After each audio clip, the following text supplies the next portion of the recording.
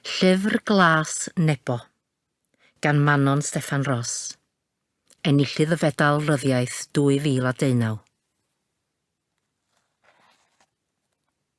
Dyma stori ryfeddol Siôn, a orfodwyd i dyfu'n ddyn yn sydyn iawn, ei fam Rowena a'i chwaer fach Dwynwen. Mae'r hanes hynod wedi gofnodi mewn llyfr nodiadau glas wrth geisio goroesi ar ôl y terfyn, yr hunllef a gafodd effaith ddychrynllyd ar drigolion pentra Nebo a thu hwnt. Gafeilodd y nofel hon yn y frawddeg gyntaf, Manon Rhys. Mae yma anwyldeb a thynerwch a realiti noeth a cholled a dioddefaint mewn iaith sy'n perthyn i ni i gyd, a doeddwn i ddim isio iddi orffan. Sonia Edwards. Dyma awdur sydd wedi fy nghyffroi. Mena Baines. Mae Manon yn dod o Rywlas Dyffryn Ogwen yn wreiddiol, ond mae'n byw yn Hywyn Brod y Syni erbyn hyn gyda'i meibion Efan a Ger.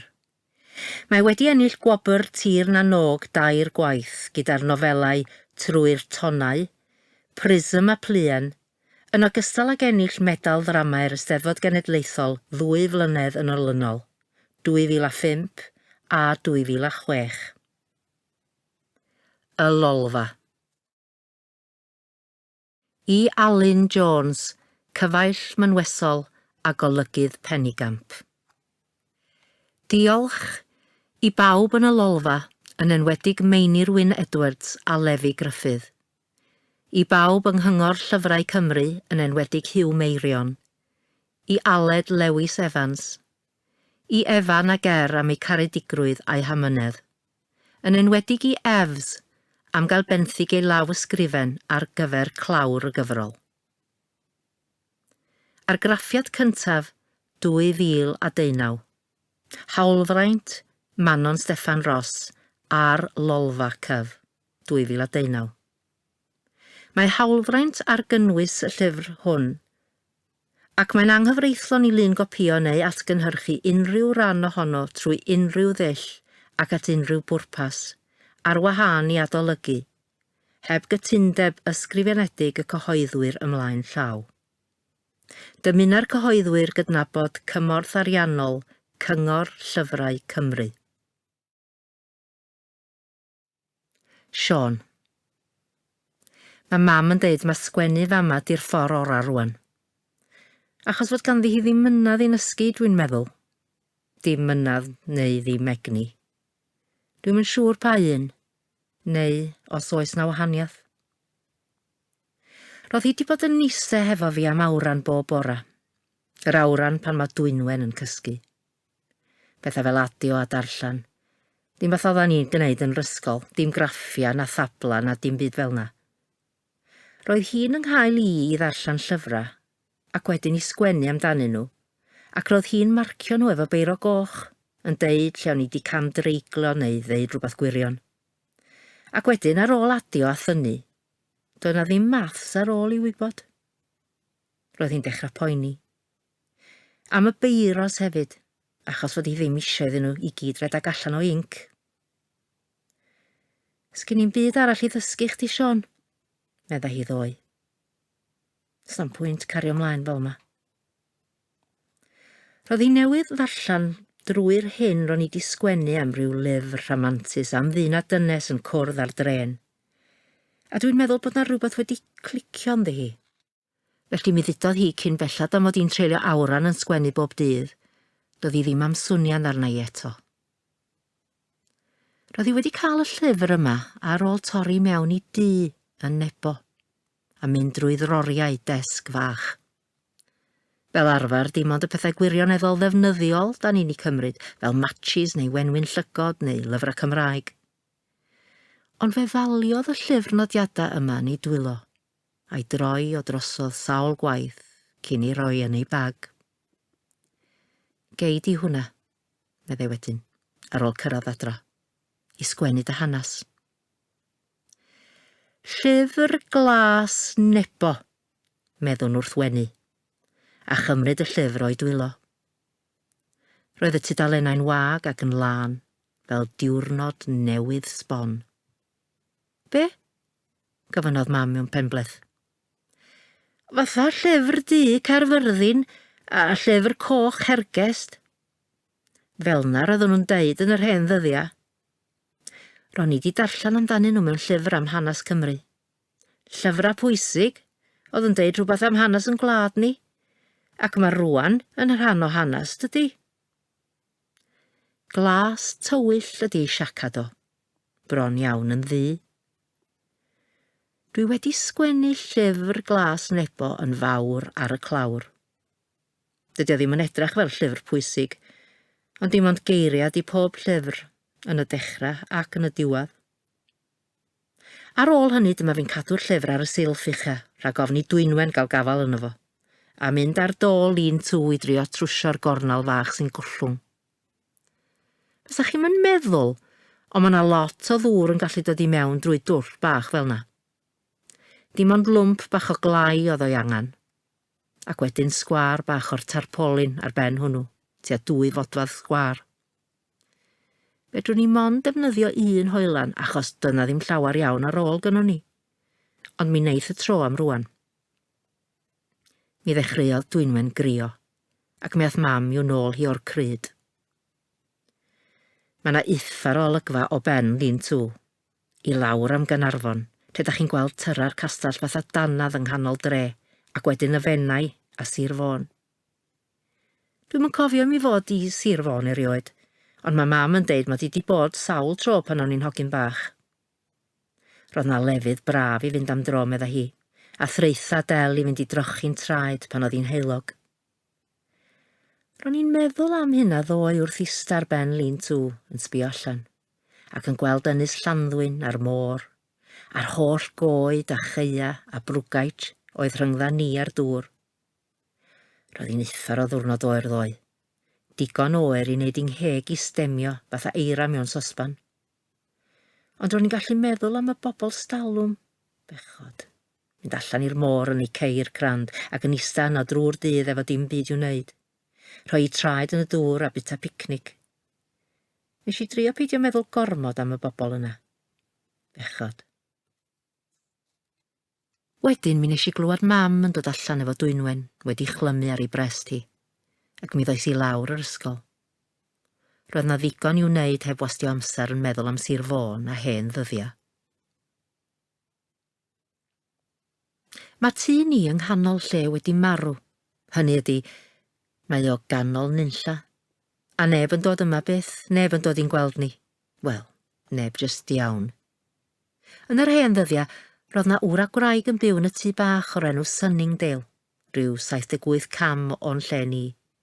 Ond pan ddigwyddodd y terfyn, doedd hi ddim yn hir nes iddyn nhw fynd i ffwr', yr un fath a phawb arall. Be di Sunningdale?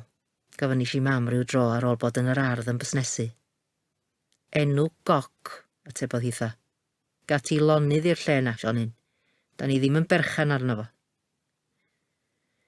Dwi'n meddwl mod i'n cofio Mr. a Mrs. Thorpe, ond fedrai'm bod yn siŵr. Roedd o'n foi tal efo gwallt gwyn a spectols, a hitha'n ddynas fach dena a syth, ac yn edrych i fyw o'ch llygad chi pan oedd hi'n siarad. Mae Sunningdale yn union fath o ddaru nhw i adal o. Heblaw mod i wedi bod yn plannu yn ei gardd nhw ac wedi torri rhai o'i coed nhw i wneud coed tân. Dwi eisiau mynd i mewn i'r tŷ weld be sy 'na, ond mae mam yn deud na. Am ryw reswm, mae hi'n rhyfedd am Sunningdale ac am Mr. a Mrs. Thorpe.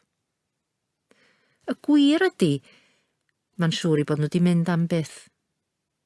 Roedden nhw'n hen, ddigon hen i stopio gweithio a wneud dim byd heblaw chwarae golff a thyfu coed bach gwirion o'r enw bonsai mewn potia yn ffenestru'r gegin.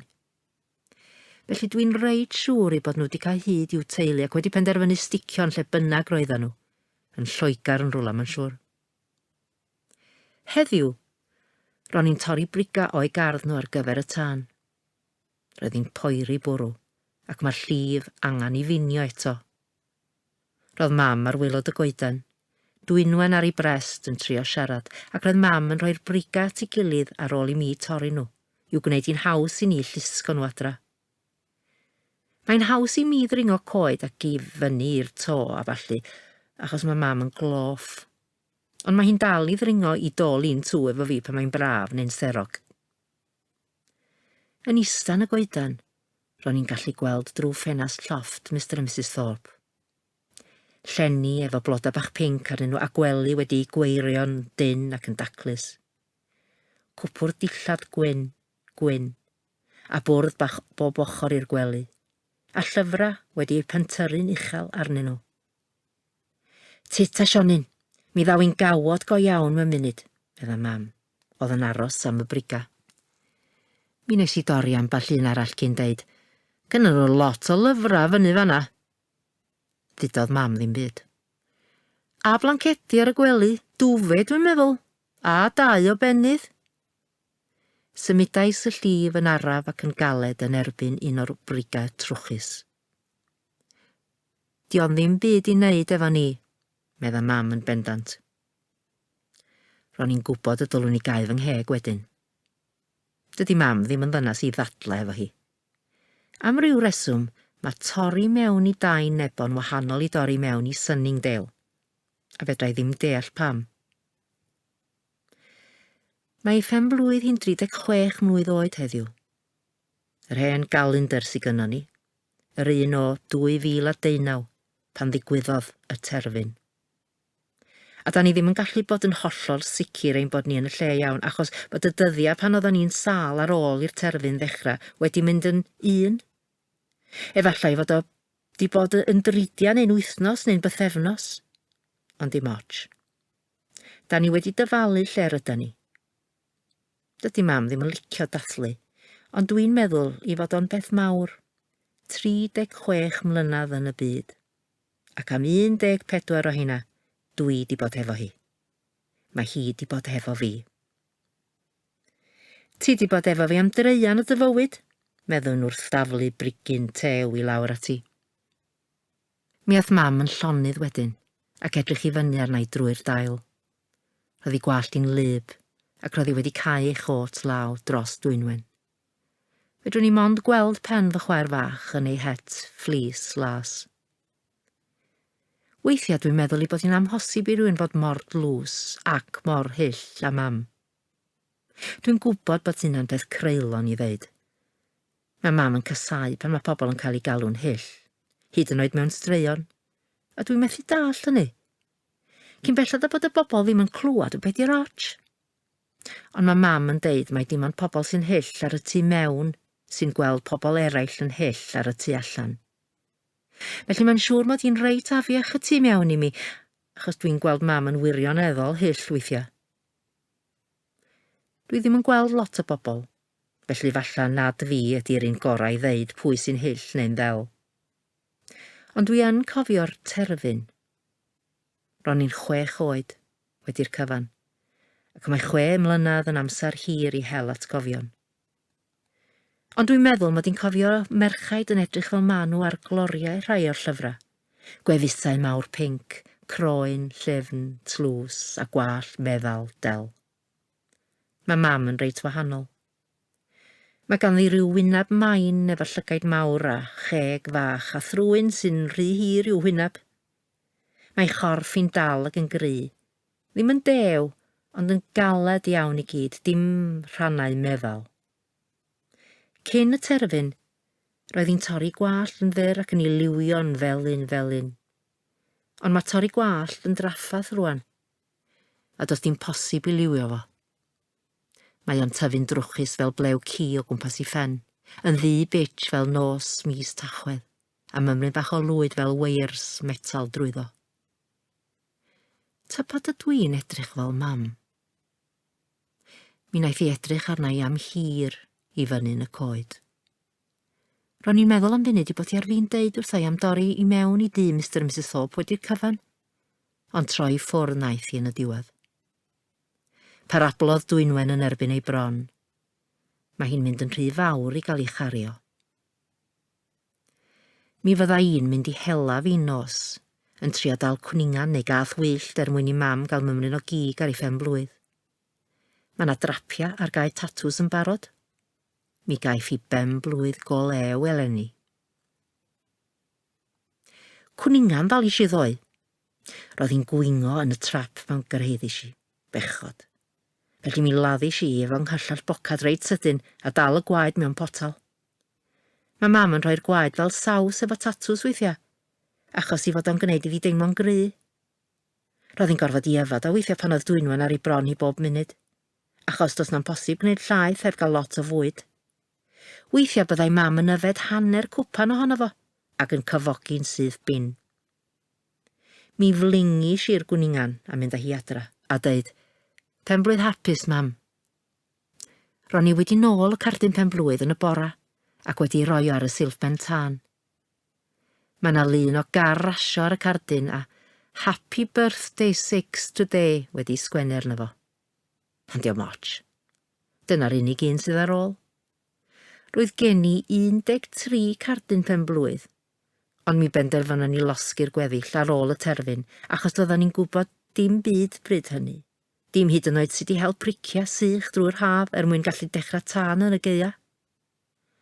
Diolch yr aer, meddai mam, a gwenu. Roedd Dwynwen ar lawr yn chwarae fo tegan neidar roedd mam wedi ei wneud allan o hen hosan. Mi roes i'r gwningan mewn pot ar y tân. Lle mae'r got? Yn y cwt yn sychu, roedd I bach yn damp. Nodiodd mam. Dwi ddim yn cofio penblwyddi mam o'r blaen. Wel, dwi'n cofio rhai dwytha wrth gwrs, ond dim y rhai cyn y terfyn. Ond dwi'n cofio mhenblwyddi fy hun, y gacen a'r canhwylla a phapur lapio sgleiniog ar yr anrhegion. A dwi'n cofio enw'r plant eraill a'i hwyneba nhw, nad ydw i'n cofio eu lleisio nhw na'r ffordd roedden nhw'n symud nac yn chwerthin. Gito, Dewi, Nedw, Ela, Griff, Oliver, Harry, Endaf, Betty, Swyn, Eloise. Dwi'n siŵr fod na fwy na hynny, ond fedrai ddim yn fy myw ei cofio nhw. Dwi wedi trio a thrio, a mwyaf dwi'n trio, lleia dwi'n cofio. Mae fel trio cofio breuddwyd. Da ni'n bwyta'r gwningan efo cnau cyll. Mae o'n anhygoel. Da ni'n cadw hanner ar gyfer fory, achos mae yna fwy o gig ar gwningan na fasach chi'n ei feddwl. Yn y nos ar ôl I Dwynwen fynd i'w gwely, da ni'n eistedd fyny ar ben lun tŵ ac yn edrach ar y sêr am I bod hi'n noson glir. Ti'n cael hwyl ar y sgwennu, meddai mam, a fedrwn ni ddim deud a'i datgan ta gofyn oedd hi. Yndw, ond dwi'n meddwl bod angen sgwennu am y terfyn, a dwi ddim yn gwybod digon. Nodiodd mam a meddwl am funud. Roeddat ti'n hogyn bach radag honno. Dylsa ti sgwennu, mam. Gan I rannu'r llyfr, jyst sgwenna be ddigwyddodd. Ro'n i'n rybish am sgwennu'n rysgol. O ti di darllan miloedd o lyfrau ers hynny, fyddi ti'n well rwan. A dyma ni'n cytuno. Mam a fi I rannu Llyfr Glas Nebo. Hi'n sgwennu am yr hen ddyddiau'r terfyn, a fi'n na'n deud am rwan, a sut mae byw. Ac rydyn ni wedi gaddo ein gilydd I beidio byth a darllan be mae'r llall wedi sgwennu. Just rhag ofn. Rhag ofn be, dwi ddim yn siŵr. Heblaw fod rhywbeth yn digwydd I ni, meddai mam mewn ochenaid fach dawel. A ddydys I ddim byd, mod i'n dallt. Bu tawelwch rhyngdda ni ar awyr am chydig. Swn I wrth y modd cael smoc rwan, medda mam. Mae hi'n deud hynny weithiau yn y nos. Smocio oedd pan oedd pobl stalwm yn rhoi rhywbeth ar dan yn ei cega ac yn llyncu'r mwg. Fedra I ddim cofio llawer amdano fo, dim ond yr ogla. Roedd o'n gynas ac yn drwm ac yn hyfryd I ddechrau, ond yn troi'n afiach ar ôl ychydig oriau. Dyna fasach chdi'n dewis? Tasach chdi'n cael unrhyw bresant penblwydd ti isio? Edrychodd mam allan dros i'r fôn a meddwl am y peth. Roedd hi'n ogleuo fel y tu allan. Dim byd, meddai ar ôl chydig. Byswn I ddim yn dewis dim byd. Ac mor neis roedd hynny'n swnio, roedd ni'n gwybod nad oedd o'n wir. Achos mae pawb eisiau rhywbeth. Unrhyw beth yn y byd, mam. Hyd yn oed o'r hen ddyddiau. Och, neidiodd mam. Oce. Swn i'n cael bounty. Be? Bounty. Math o siocled oedd o, Siôn. Dwi'n cofio siocled wrth gwrs. Ond dim y math yna. Dwi'n cofio Dairy Milk a Penguin a Milky Bar a Rocky. Roedd y tu mewn yn ddarna man o gnau coco i gyd, yn stici efo siwgr. Ro'n i wastad yn bwyta'r siocled gyntaf ac wedyn yn symud ymlaen i'r rhan ganol. Roedd yr un efo siocled brown mewn pacad glas, a siocled du mewn pacad coch tywyll. Ydy cnau coco fel cnau cyll? Na.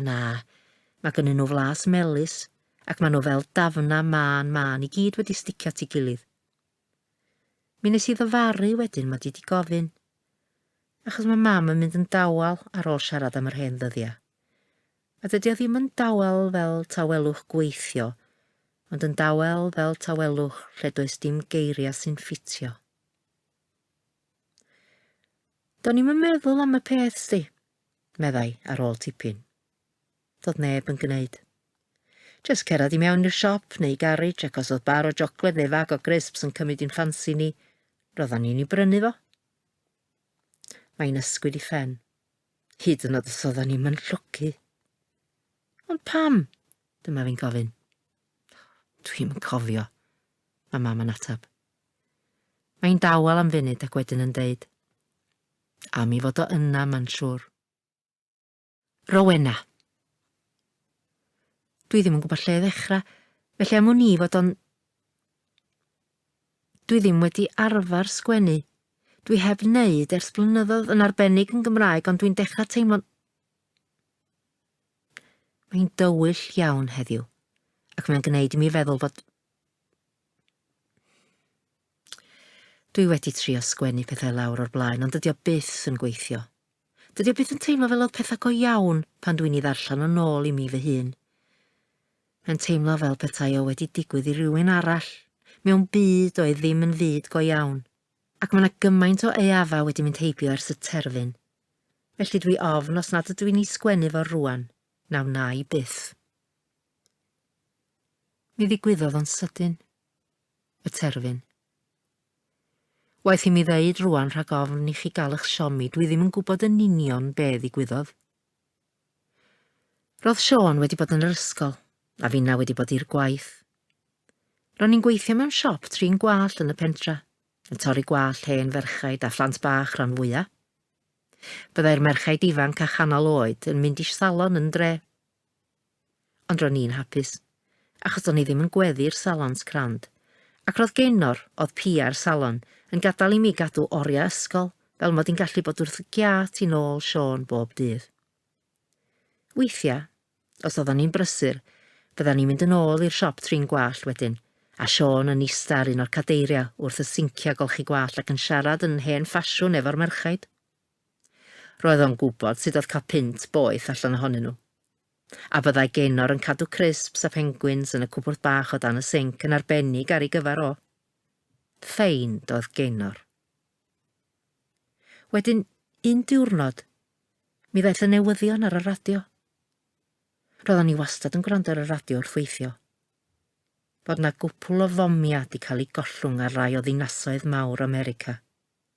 A dyma fi a Genor yn codi'n penna a sbio ar yn gilydd dros ben ar hen ferchaid. Ac ar ôl gorffan fel ei di, dyma fi'n deud wrth Genor fod hi'n teimlo'n beth ma, ac mi ges i'r pnawn I ffwrdd. Roedd hi'n gwybod mod hi'n deud clwydda. Ond roedd hi'n nabod hi'n ddigon da I wybod na faswn i'n gadael heb reswm. Dyma be nes I. Cerdded drwy'r pentra a gofyn I Mei yn y garage am gael llogi fan transit. Gyrru I Tesco Bangor oedd yn dechrau llenwi efo pobl fel fi mewn panig. A dyma fi'n prynu pob bwyd sych oedd ar ôl. Chickpeas a ffa, pearl barley, llwyth o reis o wahanol fatha. Sacheidia mawr ohonyn nhw. Gymaint o dabledi lladd poen ag y medrwn ni. Oedd ddim yn lot rhag ofn fod i'n I prynu nhw I ladd fy hun. Mynd i B&Q i brynu llwyth o geriach na oeddwn ni ehangan nhw. Hoelion a sgriwia, batris, 2 fflachlamp, wind-up, sheets mawr o blastig, barbecue. 2 polytunnel a llwythio hada. 2 goedan a fala, roedd hi'n wanwyn. Fforch arddio a rhaw. Gwenwyn llygod. Ar y ffordd adra, mi nes I bicio I Spar I brynu cwpl o ffredos I Sion. Dyma fi'n mynd adra, a dadlwytho bob dim i'r garej. Mynd i'r tŷ, ac argraffu llwyth o stwff o'r we. Sut I wneud trap dal gwningod, sut I dyfu llysia. Hen foddion traddodiadol, roedd rhywun yn gallu ei dyfu yn yr ardd. Pa blanhigion gwyllt oedd yn saff i'w bwyta. Sut I weithio allan os oedd dŵr yn byr. A wedyn, dyma fi'n mynd yn ôl i'r pentra, I fynd ar fan yn ôl, ac I nôl Sion. Dyma fi'n piciad I Spar I nôl mwy o dabledi lladd poen. Roedd pobl wedi clirio'r lle o fwyd tyn, ond roedd na gwpl o bitsas yn mynd yn rhad felly mi brynis i'r rheina hefyd. Yn ôl yn y siop trin gwallt a Sion yn brysur efo'i ffredos, mi ddidis I wrth Genor. Gewch chi ddod I fyw efo ni? Gwenodd hitha. Hen wen fach dyn nad o'n I wedi gweld o'r blaen. Duw annwyl paid agor ymatab rwena, fydda ni'n iawn. Roedd hi'n brwsio'r llawr, a'r blew bach llwyd fatha gorwel dros y leino. Iawn, ond os fydd angan, dowch I fyw efo ni. Cliriodd Genor I llwnc, fel petai'n trio cael gwarad ar y geiriau oedd yn bygwth dianc oddi yno. A dyma hi'n gorffan I llnau, ac mi gawson ni banad, ac roedd y siop trin gwallt yn teimlo fel y lle mwyaf saff yn y byd. Dwi ddim yn cofio be wnaethon ni ddeud wedyn, ond dwi'n cofio cyn I Sion a mina fynd, mi ddudodd hi, ti di bod yn dda iawn efo fi rwena. A fi na ddim yn dall, a mae hi oedd wedi edrych ar fôl I ers I mi ddechrau gweithio hefo hi. Roedd bob dim yn normal am ddiwrnod neu 2. Roedd Sion yn dal I fynd i'r ysgol a fi'n dal I dorri gwallt, a'r stor yn y garej yn dechrau teimlo'n wirion, a fi'na wedi mynd I ddyled i'w brynio. Ac wedyn un bora, wrth beintio lliw ar wallt rhyw hen ddynas, mi ddiffoddodd y trydan. Y radio'n tawelu, a bloedd o, bladi hel, be rwan to? Gan y ddynas dan y lampa. Yn wahanol i'r arfer, naeth o ddim dod yn ôl. Roedd rhaid I mi olchi gwallt y ddynas efo dŵr oer, a hitha'n cwyno am I bod hi newydd o dros ddos o anwyd. Iawn I mi bicia draw i'r ysgol rhag ofn fod y trydan di mynd yn fanno, gofynas I Genor. Was ti fynd adra am y diwrnod, atebodd Genor. Bydd rhaid I mi gau os na ddaw'r trydan yn ôl. Roedd plant yr ysgol allan yn chwarae, ac mi wnes I sefyll yn amchydig yn gwylio Sion. Roedd o'n smalio bod yn awyren, a 2 o'i ffrindiau fo'n gwneud yr un fath, ei freichia allan bob ochr iddo fo, fel tasa fo ar groes. Be eithon ni adra? Ddaeth y trydan ddim yn I ôl. Yn y dyddiau cyntaf ro'n i'n disgwyl amdano, ond wedyn rhywsut gwyddon na byddai'n dychwelyd. Holodd Sion pryd y byddai'n amser mynd yn ôl i'r ysgol, ac mi atebais I nad o'n i'n siŵr. Dwi'n galad, dwi'n meddwl. Weithiau dwi'n meddwl am fwy o'n I o'r blaen. Rowena, yn smart ac yn glws ac yn trio o hyd I wenu ac I wneud fy ngora glas. Y colir a'r straighteners a'r paent e wynedd. Ha fi'na wedi bod ar ddeiat ers ro'n i'n ddeuddag, dwi bellach yn denac yn gyhyrog, ac yn flinedig a blin ac yn poeni o hyd. Dwi heb wisgo colir ers 8 mlynedd, ac mae gen I wallt gwyn, mod I mond yn 36. Sion. Diwrnod drwg oedd heddiw. Roedd mam di gosod y trap bach yn ymyl dreif Mr and Mrs Thorpe, ac mi es I allan peth cyntaf yn y bora I weld oedd rhywbeth wedi ddal. Hen ddwrnod ddigon llwydfrown ydi heddiw, ond yn llachar fatha blancad fudur. Ro'n i'n teimlo fel tasa'r byd yn mygu, yr hen aer trwchus poeth na sy'n bygwth glaw mawr. Mae'r llysiau angen glaw, ond dwi angen mwy o haul. Brysiais draw I ddreif Mr a Mrs Thorpe yn disgwyl gweld y trap yn wag, fel oedd o fel arfer. Dydy o mor lle gorau I ddal. Mae'r trap mawr ar dop lôn yn llawer gwell, ond beth bynnag, roedd yna rhywbeth yn y trap bach heddiw.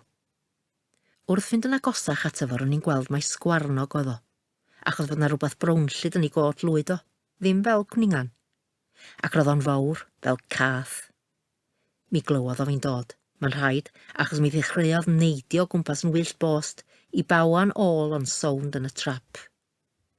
Dwi ddim yn licio lladd pethau. Mae mam yn deud bod hi ddim chwaith, ond bod rhaid I ni achos bod angen I cig nhw. Ond dydy hi ddim yn meindio naill ffordd neu'r llall. Dwi'n gallu deud ar ei gwyneb hi pan mae hi'n ei wneud o. Mae o'n llyfn ac yn galad fel llechan, fel tas yna'n byd yn gynnas ynddi hi. Dwi ddim yn licio'r ffordd mae'r gyllall yn mynd I mewn. Y teimlad, y sŵn hefyd, mod I ddim yn siŵr ydy'r sŵn yn fy mhen I ta ydy o'n digwydd go iawn. Dwi'n nim ydw i'n gallu clywed sŵn cyllall mewn cnawd dros weiddi'r anifel bach. Dydyn nhw ddim yn gweiddi bob tro, ond mae'n waeth pan tydyn nhw ddim. Maen nhw gyd yn sbïo arna I wrth iddyn nhw farw. Felly dyma fi'n agosau at yr anifel, yn teimlo'r gyllall ysgafn yn drwm yn fy llaw, a dyna pryd welis I. Doedd o ddim yn iawn. Sgwarnog oedd o, ond roedd o'n afiach. Ar gefn I ben yn codi tu ôl i'r clustiau hirion roedd na lwmp mawr. Ac roedd gan y lwmp geg fach a danadd a dwy glust fach fel stympia, a 2 lygad gwag marw fel tasa rhywun wedi dwyn y pelin I lygad. Nes I chwdyn y fan ar lle. Roedd o'n afiach, y sgwarnog yma fo 2 wyneb, fel un cradur a hannar mewn un corff, ac roedd bob dim sy'n glws mewn sgwarnog yn hyll yn yr ail wyneb fflat marw ar gefn I ben. Roedd y sgwarnog yn crio. Do'n I ddim be nath I fi wneud o. Fedrwn I mi ladd o. Falla, am na fedrwn I fyta ffasiwn beth, ond swn I wedi gallu gadael iddo fo fynd.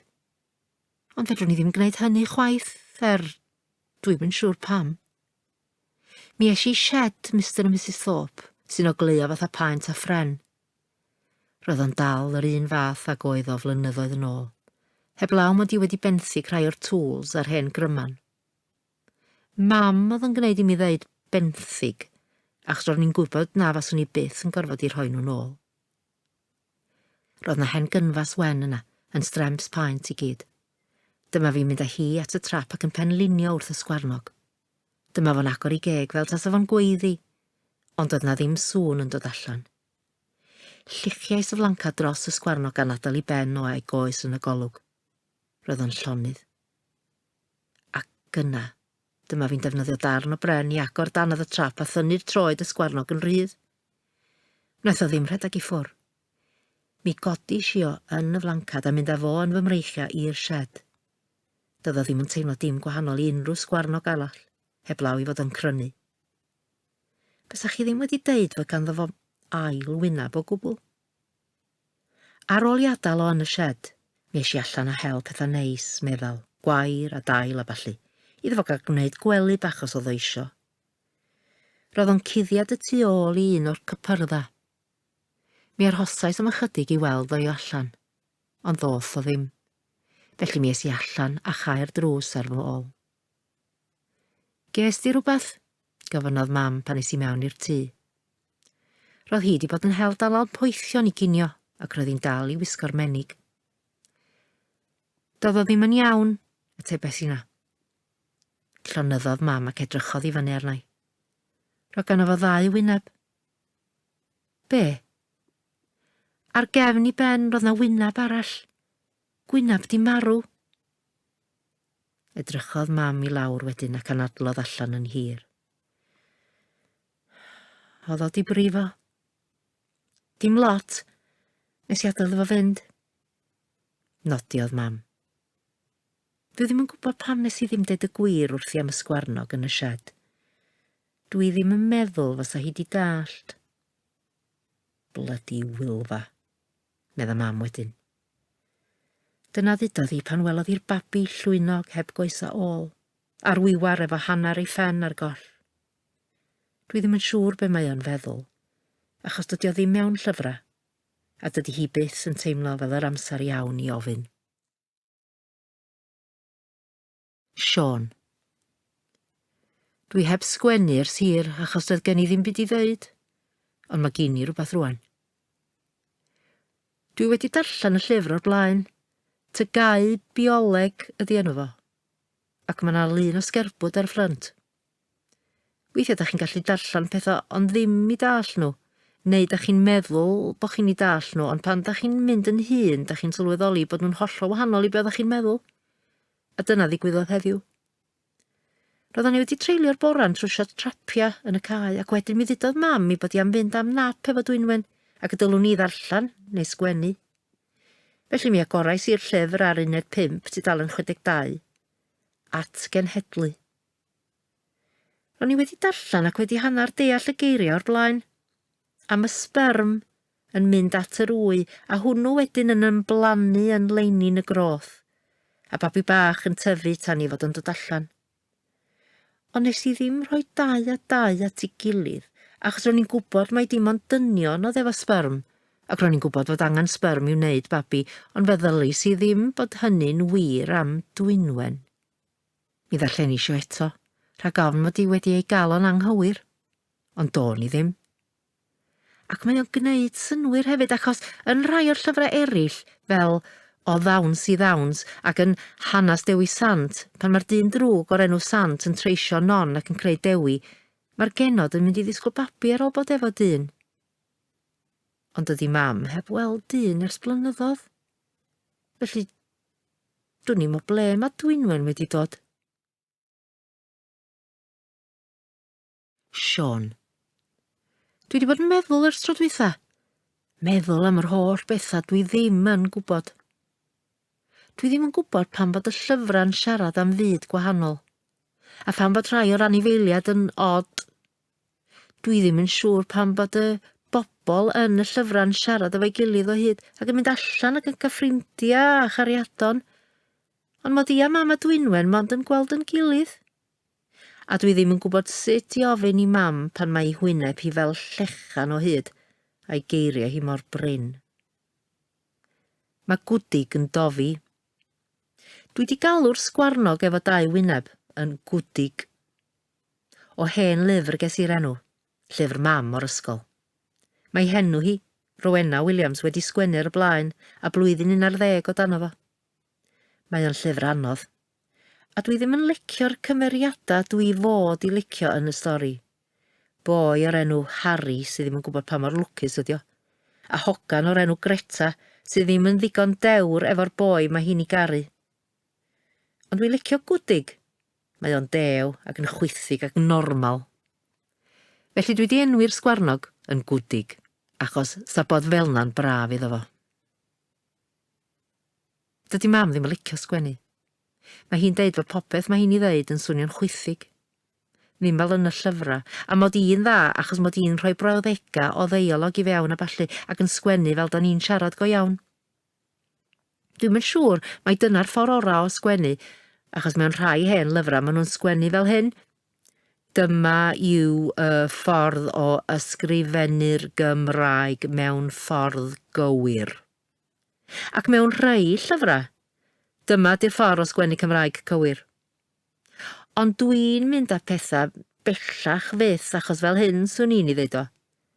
Dyma'r ffordd o sgwennu Cymraeg yn iawn. Ond am mod I wedi darllen gymaint o lyfrau rwan, mae'n siŵr mod I rwla yn y canol. Rhwng pwy ydw I go iawn a'r holl lyfrau sydd yn fy meddwl I. Yn y dechrau, pan o'n i'n dysgu sgwennu'n iawn ac yn dechrau darllen y llyfrau I gyd, mi nes I ofyn I mam, pa iaith ydy'r llyfrau yma? Cymraeg, siwr. Pa iaith da ni'n siarad? Wel, Cymraeg, siwr ddiw. Ond oedd o ddim yn teimlo'r un fath I fi, roedd o fel petai'r llyfrau wedi sgwennu mewn hen Gymraeg, a nina'n siarad iaith reit debyg. Ond nath mam ddeud fel na ma Cymraeg. Da ni ddim yn siarad fel da ni'n sgwennu. A dyna chdi pam fod pobl ddim yn licio i sgwennu fo. Mae o'n hawdd i'w gael yn wrong. O'n isio deud, pa bobl? Ac isio deud, siarad am cyn y terfyn wyt ti rwan, mam? Ond am ryw reswm nes i ddim. Ac mae'n iawn, achos mae hi fel tas i hi isio sgwennu rwan. Mae'n sbio ar y llyfr yma, Llyfr Glas Nebo, ar y lle rydw i'n ei gadw fo ar y silff lyrfa.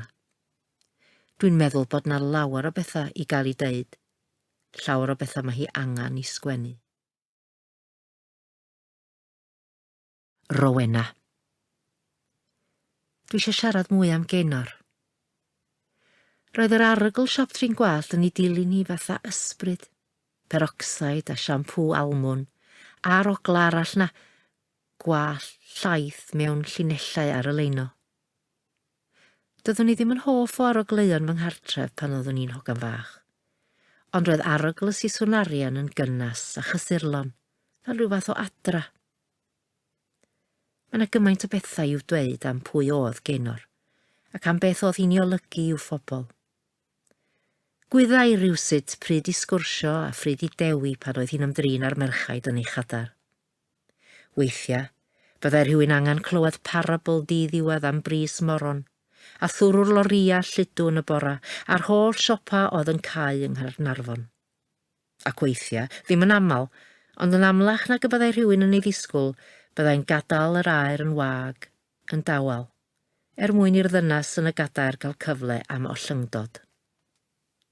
Mi fiel chwaer farw ddoe, neu dwi heb siarad efo neb ers bythefnos, neu weithiau dim ond dagra, rhai tawel, myd, yn llithro fel ddoi gyrchau hen wynebau. Byddai'n dechrau ac yn darfod pob toriad gwallt yn yr un ffordd, ei dwylo ar ei hysgwyddau, a dal ei llygaid yn y drych.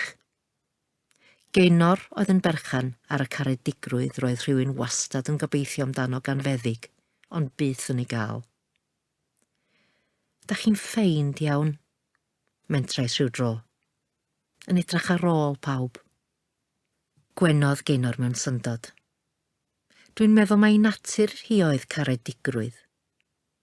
Y blynyddoedd o brofiad o fod yr unig gyffyrddiad roedd y rhan fwyaf o'i hen ferchaid yn ei gael ar ôl i weddill y byd ei gwneud nhw'n anweledig. Ychydig blynyddoedd yn ôl, gofynnodd Siôn allan o nunlla. Mae Genor oedd fy nain ni. Hamina'n gwrido am ryw reswm, ac yn ymateb yn chwyrn, mai dim ond hogyn bach yn gofyn cwestiwn rhesymol oedd Siôn. Nac i siŵr. Pwy oedd nain a taid ta? Dwi'm yn cofio nhw.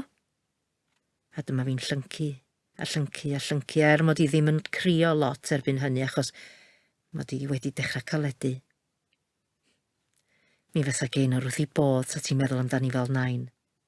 Felly mi gei di, os wyt isio. Mae gwaed yn dewach na dŵr, ond mae yna gymaint mwy o ddŵr. Heddiw mae hi'n bwrw, glaw mawr poeth sy'n poeri fel rhywbeth sy'n sbeitio'r tŷ. A dyma fi'n meddwl, gwell mi sgwennu am y dŵr, achos mae yna gymaint mwy ohono fo, ers y terfyn. Dydy glaw ddim yr un fath ag oedd o'n arfer bod. Dydy ddim y math o lawr o'n i'n sefyll oddi tan o'r giat yr ysgol yn aros am Siôn, na'r math o law llwyd dioglyd oedd yn ei gwneud hi'n braf i swatio yn y tŷ o flaen ffilm.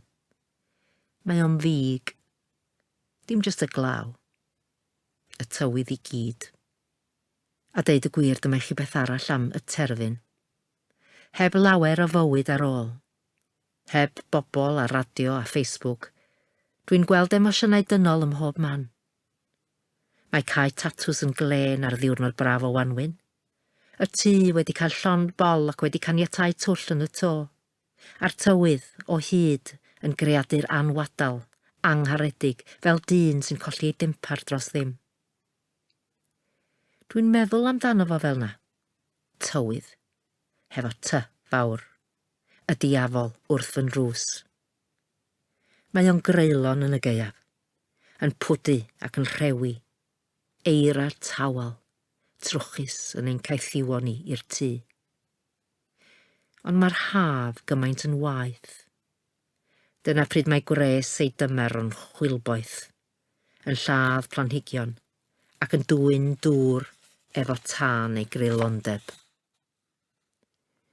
Un o'r pethau gweitha ydy peidio gwybod ydy'r tywydd wedi gweithygu go iawn. Neu ai fi sy'n sylwi am mod i'n ddibynnol arno i dyfu planhigion. Y glaw, y stormydd poeth, hyll treisgar, llafnau o fellt, yn dod o nunlla, yn procio'r byd fel petai o'n gwneud yn siŵr fod y ddeiar wedi marw. Y tarannau fel pethau'n torri a'r glaw yn creu afonydd newydd, a Siôn a fi'n aneistedd ar ben lun tŵ yn ei gwylio nhw'n ein cotia glaw, yn ei henwi, afon Rhedyn, afon Brwyn, afon Sunningdale. Mae ofn yn greadur gwahanol ers y terfyn. Mae o'n feddalach, a mi fod o yna o hyd, a does iddo fo ddim yr un egni ag o'r blaen. Ro'n i'n arfer poeni am fedru talu bil y garej am MOT, ac am y ffaith fod y jeans yn rhy dyn, ac am edrych yn hen. Bellach dwi'n pryderu am y cnwd o datws a moron, ac am bobl ddrwg yn dod yma a dwyn ein pethau ni, ac am gael fy lladd, efallai, a Siôn a Dwynwen yn gorfod goroesi ar ei pennau hunan. A dwi'n poeni am y dim byd sydd i'w weld ym mhob man. Holl arwyddion bywyd wedi dileu o'r tir. Dim goleuadau, dim mwg. Weithiau bydd Siôn a finna'n cerdded am chwarter awr dros y ceailyn Cwm Dilyn i nofio ac ymolchi. Ac yn fanno, yn fwy nag yn unlla arall, mae o'n teimlo fel mai ni ydy'r unig rai ar ôl yn y byd yn trio goroesi yng nghysgod mynyddoedd. Mae o fatha diliw arch Noa, meddai Siôn neithiwr, wrth un o'r stormydd cyntaf y Gwanwyn drio torri mewn i'r tŷ. Mae fy mab na fuodd erioed i gapal nac eglwys, yr hwn a genhedlwyd mewn cawl o bechodau poeth, yn nabod ei Feibil. Mae o'n deud i fod o'n licio'r straeon. Yn enwedig honna am arch Noa pan mae Duw yn chwalu'r cyfan, mwyn cael dechrau eto. Siôn. Dydy hi ddim yn deud dim byd, ond dwi ddim yn meddwl bod mam yn licio mod i'n darllen y Beibl mor aml. Dim ond copio'r Beibl Cymraeg newydd oedd gynnon ni, ond wedyn bydd oes i o hyd i testament newydd bach mewn handbag mewn tŷ yn Nebo, a fi'n meddwl mae peth rhyfedd iawn oedd fod na rhywun wedi gario fo gwmpas y lle fo nhw, efo pwrs a sbectol haul a ffôn bach. Mae o'n ffitio'n berffaith i bocad cefn jeans, ac mae o'n hen. Ar y tu mewn mae rhywun wedi sgwennu To Trevor Evans for the best design of a Christmas card. Rector, Llanbryn Mae'r, Christmas 1925, mewn llaw ysgrifen daclus sy'n gwiro i un ochr. Dwi'n licio'r straeon yn y Beibl. Mae yna straeon sy'n hanner gwneud synwyr i fi yn ein llyfrau ni. Straeon am y blynyddoedd just cyn y terfyn, yn sôn am geirs a ffôns a chyfrifiaduron a ballu. Dwi'n i dall nhw'n iawn, ond mae'n rhyfedd i darllen nhw achos maen nhw'n sgwennu am y pethau yna fel pethau nhw'n naturiol, yn normal. Ac bod y pethau yn y Beibl wedi digwydd amser maith yn ôl, maen nhw'n gwneud synwyr yn yn byd ni. Mae'n teimlo fel pethau Iesu Grist yn sôn am mam a fi, a dim ond ni, pan mae o'n deud wrth Dduw cyn iddo fo gael ei groeshoelio, drostynt hwy yr wyf fi yn gweddio, nid drost y byd yr wyf yn gweddio. Ioan 17, adnod 9. Does na ddim llawer o bwynt gweddio dros y byd, ond falla fod na gyfla i mam a fi. Dwi'n meddwl am y straeon wrth i mi weithio, ac yn meddwl am Iesu yn annwyl ac yn glen ac yn caru pawb, ond i fod yn gwylltio weithiau. A'r ffordd mae'r Efengylau deud yr un stori, ond gan rywun gwahanol bob tro, achos mae pob stori chydig bach yn wahanol, yn dibynnu ar bwy sy'n ei deud hi. Ac weithiau mae hynny'n gwneud i mi feddwl am y llyfr bach yma, Llyfr Glas Nebo, achos mae mam a finna'n deud y gwir mewn gwahanol ffyrdd. Mae'n siŵr am yr un pethau. Dwi di gaddo peidio darllen be mae mam yn sgwennu.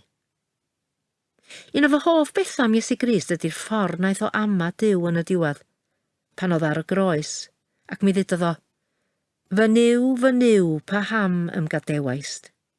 Mathew 27, adnod 46. Achos mae ama a cholli ffydd yn golygu bod Iesu Grist wedi bod yn foi reit normal, i fod o'n gwneud gwirthia ballu. Weithiau dwi'n deud hanesion o'r Beibl wrth Dwynwen. Mae'n dod efo fi'n aml os dwi'n mynd i'r twnnel tyfu neu allan i help dalanpoethio neu chwynnu tatws. Pan oedd hi'n fach, ro'n i'n arfer i chlymu ar fy mol efo'r sling. Ond rwan i bod hi'n fwy mi fedra i glymu'r sling mewn ffordd wahanol a'i chario hi ar fy nghefn. Mae'n braf i theimlo hi yna, yn gynas arna hi wrth i mi weithio. A dwi'n siarad efo hi o hyd. Mae dim ond newydd ddechrau sticio geiriau at ei gilydd ma hi. Roeddwn i'n cerdded i fyny Lyn Cwm Dilyn efo hi ddoe, achos oedd hi'n braf ac ro'n i'n meddwl y byddai'n braf i ni fedru molchi. Roedd mam yn golchi dillad yn y nant, felly dyma fi'n rhoi Dwynwen ar fy nghefn ac i ffwr â ni. Sionyn canu, medda hi, ar ôl i ni groesi cae tatws. Felly dyma fi'n dechrau canu iddi hi. Canu'n gwirion o'm mhen i ddechrau, ac wedyn can am arch Noa, ac wedyn yn am Iesu yn ffrind i ni, nad ydw i'n gwybod mwy ohoni'n ar geiriau yna. Cyn 5 dim roedd hi'n cysgu ar fy nghefni, i hanadl yn drwm y tu ôl i'n nghlust. Ro'n i'n gallu theimlo hi, nad o'n i'n ei gweld hi. Ar ôl molchi a gwisgo a cherdded adra, dyma ni'n tri yn eistedd yn rar i fwyta'n swpar. Roedd bob un dim yn glws ac yn berffaith ac yn llawn gobaith. Roedd yn dillad ni'n lan ar yn lein. A mam yn ei siorts yn hel brychni hael. A Dwynwen parablu wrth gario dail a glaswellt i mewn i'r den bach ro'n i wedi gwneud iddi dan y perthi. Mama, Sionyn a Dwynwen a mam. Ti'n cofio pizza? Gofynnodd mam yn sydyn. Roedd hi'n gorwedd ar y lawnt i gwallt i'n blethen hir fatha neidar yn y gwair. Yndw, ddim yn dda iawn. Ys ti be? Cododd mam ar ei eistedd. Yn y dinasoedd, de, hyd yn oed mewn llefydd agos fatha Bangor, oeddach chdi'n gallu ffonio a chael rhywun i ddod â pizza i dy didi. Be? Oeddach chdi'n deud be oeddach ti isio arno fo? Dyda pepperoni a ham, ac wedyn oedden nhw'n i goginio fo, roi o mewn bocs a dod o fo draw i'r tŷ chdi. Ond pam oedd angen i rywun arall dod ar pizza os oedd na ffwrn a bwyd yn hau pawb? Oeddech chi'n bobl ddim mynadd coginio bob tro. Hynny'n syniad rhyfedd iawn i mi, achos os oes na un peth da ni'n licio wneud yn tŷ ni coginio dio, achos mae'n golygu byddwn ni'n bwyta wedyn. Bydd mam a fi'n cael y sgyrsia yma weithio, yn eistedd yn yr ar neu ar ben lun tŵn y nos, neu o flaen y tân pan mae'n bwrw eira tu allan, a da ni'n trio peidio poeni bod y llysia yn y twnnel tyfu'n mynd i farw. Sgyrsia am yr adega cyn y terfyn. Pethau fel y we, oedd yn anfarth ac yn llawn gwybodaeth a llyniau a geiriau, ond oedd neb yn gwybod yn iawn lle oedd o. Neu ryfeloedd, pan oedd pobl bwysig yn ffrio ac wedyn cael pobl llai pwysig i ladd ei gilydd. Mae mam yn deud roedd o'n gwneud mwy o synwyr cyn y terfyn yn aml.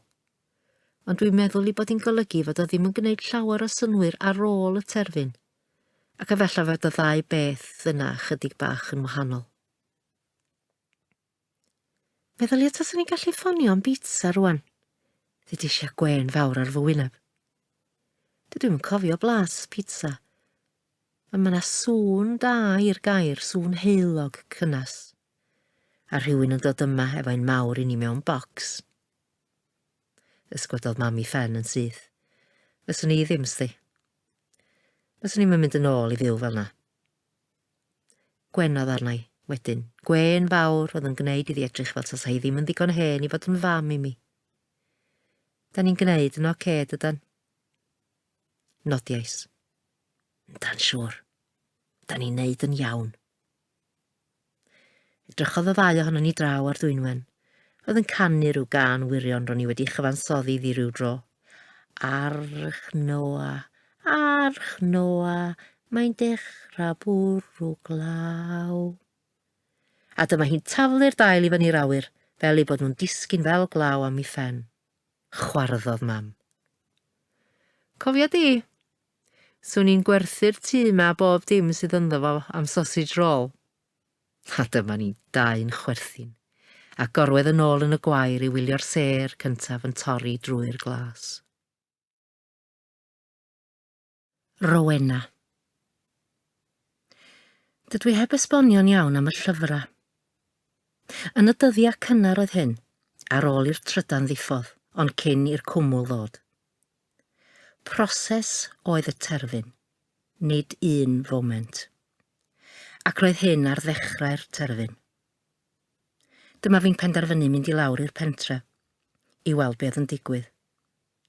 Roedd y trydan wedi diffodd ers rhyw wythnos, a Siôn a Mina wedi gwneud dim ond potsian o gwmpas y tŷ, adeiladu'r twnnel plastig, a chael ambell sgwrs efo Mr a Mrs Thorpe drws nesa.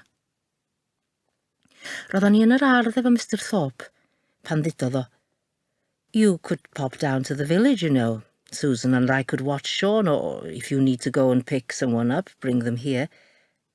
Syllais arno, ddim yn deall. "Family, maybe." Ysgwydais fy mhen yn bendant.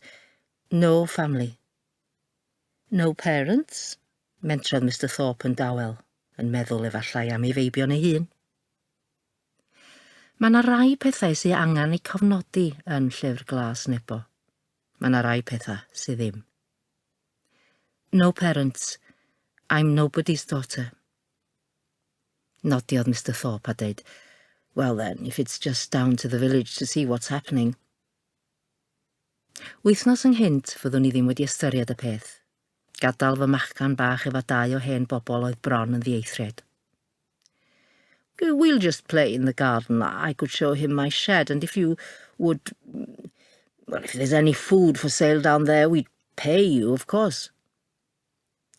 Ond roedd ffenestri sbar wedi chwalu'n deilchion a'r siop yn wag, a'r lion, a'r Indian, a'r siswrn arian. Doedd dim ceir ar y lôn a welis i'r un enaid byw wrth yrru drwy'r pentra. Roedd hi fel petai pawb wedi darfod, a gadael tawelwch swnllyd afiach ar ei hola. Camais drwy ffenest flaen y siswrn arian, y gwydr yn crensian fel siwgr dan fy nhraed. Roedd y til wedi mynd, wrth gwrs, ond roedd rhywun wedi mynd i'r draffaeth i falu'r drycha, rhwygo'r wadyn o'r cadeiria, troi'r holl boteli siampŵ a conditioner drosodd, chwalu'r sincia. Ac roedd y rhywun neu'r rhywrai yna wedi gwagio'r bin hefyd, a gadael cyrls o wallt gwyn a llwyd a du a brown yn lliwiau'r hydref ar y leino. "Genor?" galwais. Fy llais yn hun hawelwch y pentra. Doedd dim atab. Roedd y drws a'r weinau i fyny i'w fflat dan glo, a dim sŵn traed o'r stafell uwch ben pan wnes I gnocio. Roedd hi wedi mynd. Pan droais I adal, safai dyn yn ffenest y siop, cap du ar ei ben a chlwb golf yn ei law. Fi bron I mis grychian. "Rowena, chdi sy'n na?" Camodd i'r gola, ac ochneidiais fy nghalon yn drymio. "Bloody hell, Dylan, swn I wedi gallu cael hartan." Sorry, Row." Rhoddodd Dyl y clwb golf I lawr. "O'n i'n meddwl ma chdi oedd yna, o'n i'n gwachad o ffenast dop y tŷ." Dylan oedd wedi bod yn yr un dosbarthiadau maths a gwyddoniaeth a fi yn yr ysgol. Rafin, set 3, oedd yn gi ar y cae rygbi, ond yn glen efo'r genod ar nosadwn. Roedd o wedi bod o gwmpas erioed, un o'r hogia, ond oeddwn I erioed wedi cael sgwrs gall efo fo. Weithiau rydych chi'n adnabod pobl heb orfod gwybod amdanyn nhw. Maen nhw jyst yna, fel y tir. "Lle mae pawb? A lle mae Genor?" gyfynais. Ysgwyd I ben aeth o, ac mi allwn weld yr hogyn bach ynddo fo, ddim yn dallt, methu dirnad. "Di mynd? Mae pawb di mynd just. I dre chwilio am fwyd neu fynd at I teuluoedd neu ffrindiau neu lle bynnag. Ro'n i am mynd I dre hefyd, blaw sylwys I fod na neb yn dod adra. Cododd I law ar rhedag I fysa drwy wallt seimllyd. Ond ma' 'na bloody gangs yma wan, yn chwalu bob man I chwilio am bres a bwyd a drugs. Ma' nhw wedi clirio'r pharmacy'n lle doctor. Just achos electric, gofynnais mewn syndod, a syllodd dyl arna I dros y siop, a'r hanas I gyd yn fler yn ei ben, yn trio dod o hyd i'r geiriau iawn. Glywis I ar y radio bach bod na fom yn Llundan. Dio heb I gofynnu ar ddim ers hynna, ond maen nhw'n deud bod na un wedi mynd off yn agosach hefyd, mewn ceinion neu Lerpwl, dwi'm yn siŵr. Bom? Nuclear row? Da ni'n ffucked. Cododd cwmwl siap ma darchen yn fy mhen. Rhyfal nuclear lly? Am o'n I. Dwi'n hyd yn oed yn gwybod pwy sydd 'di gwneud na pham. Ysgwydodd dol ei ben. Mae Prydain 'di gwneud gymaint I gymaint o bobl do. Sy'n gallu bod yn rhywun. O be da ni fod I wneud? Gofynnais a'r panic yn gwneud fy llais yn dyn. Mae gen I hogyn bach. Cer o fama. Cer o ma. Ti'n byw ganol nunlla dwyd. Nodiais. Das yn ôl na, ac aros yna, clor drws. Ond Gaenor? Iesu, Grist row, mae 'di mynd. Dyma fo. Edrychai dylan fel petai ar fi'n gwylltio neu grio. Dyma'r terfyn. Nodiais yn araf. Nad oeddwn i'n deall nac yn derbyn. Byddai rhywun yn sortio hyn siŵr o fod. Y llywodraeth neu'r fyddi'n neu. Diolch dyl. Camais heibio iddo fo, heb gynnu gwe na choflaid na chusan. Nes I ddim ffarwelio hefo fo chwaith, na dymun yn dda. Ond mi nes I ddwyn I air o. Terfyn. Fel diwadd neu glawdd. Gair oedd wedi swnio'n od yn dod o geg dyn mor blaen I dafod a dylan. Wyddwn I ddim bod ganddo fo eiria fel na. Mae'n rhaid mai dyna pryd dechreuais I galedu. Dylwn I fod wedi gyrru adran syth, ma'n siŵr, ond yng nghanol y pentref, am resymau nad ydw i'n I deall hyd heddiw, mi stopiais y car y tu allan i'r llyfrgell.